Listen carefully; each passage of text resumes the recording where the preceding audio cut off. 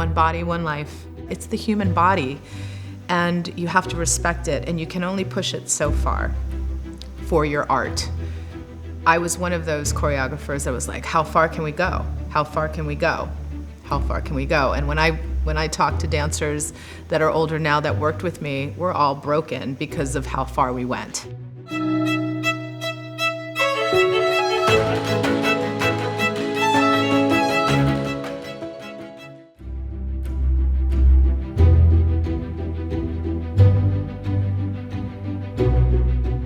The show must go on, right? What can we do to balance the show must go on and self-care? Every teacher wants to give the best they can to their students, whether they are recreation or professional dancers. Every dancer deserves the best care, training, and proper technique. However, there is a problem in the dance community education that needs to be addressed. With no major governing body, there are a lot of outdated traditions in teaching and technique, or unfounded claims about the body and dance that are being passed generation to generation, not based on science, research, and modern sports science technology. Traditions that research and studies have busted, but teachers continue to hold tight to their beliefs and traditions. It's a safer place.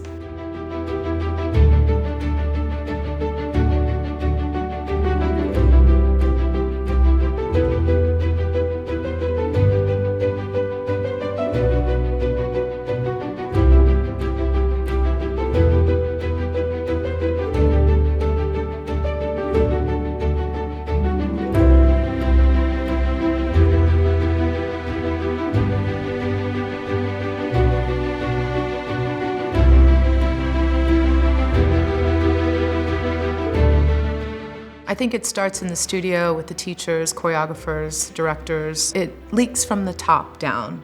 Being a fearless leader needs to be a loving leader.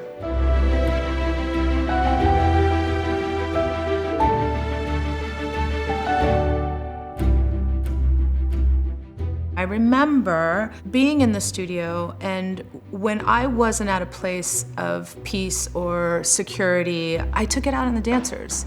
When you are not in a place where you are in a loving, peaceful space and you are insecure, I realized that so many years needing to prove myself, needing to be that choreographer. I needed to be that woman, that choreographer. That was a lot of stress on me, so I put it trickled down. That stress and insecurities trickled down into my assistants, into my dancers, which created a very toxic environment. So after years and years of having those kind of experiences, I realized that there was so much more, and it was up to me to create the environment.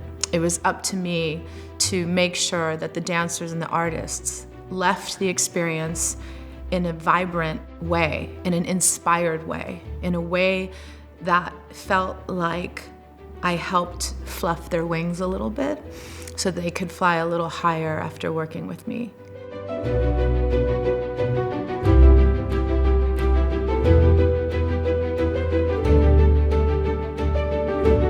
Dancers have this thing because when I think about it, it's all about pleasing others. It's about pleasing your audience, it's about pleasing your teacher, it's about pleasing your choreographer, your director, it's about getting validation from everything outside yourself. And you're ignoring your body. You're ignoring what your body needs, the health of your body, the health of your feet, and it's a problem. And now I really feel like it's reprogramming how you train and define the young dancers, with the awareness of movement and what is good for them and what's not good for them. Is it really worth having a double hip replacement when you're 16 years old because you were able to have a really good leg to win a competition? Is it really worth that? I really don't think so. And I think that there's a lot of studios out there that are breaking these kids' bodies for a trophy.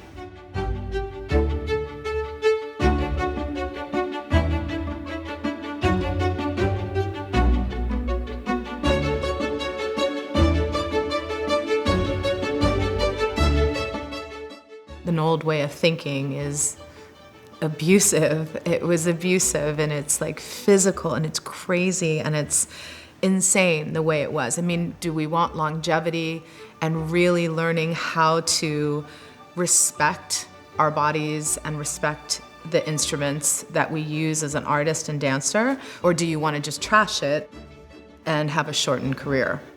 There's a balance there. I think that you have to know how far to push, but also respect your instrument.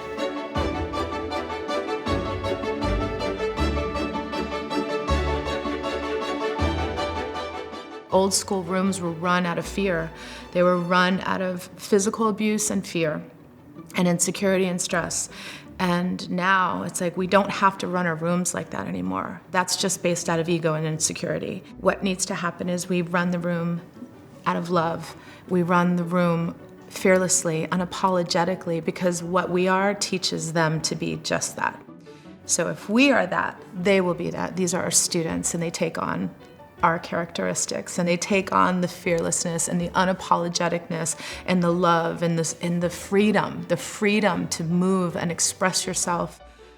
Not only as a dancer, but an artist is so important. Dancers, we get caught up in the steps, we get caught up in the 5, 6, 7, 8.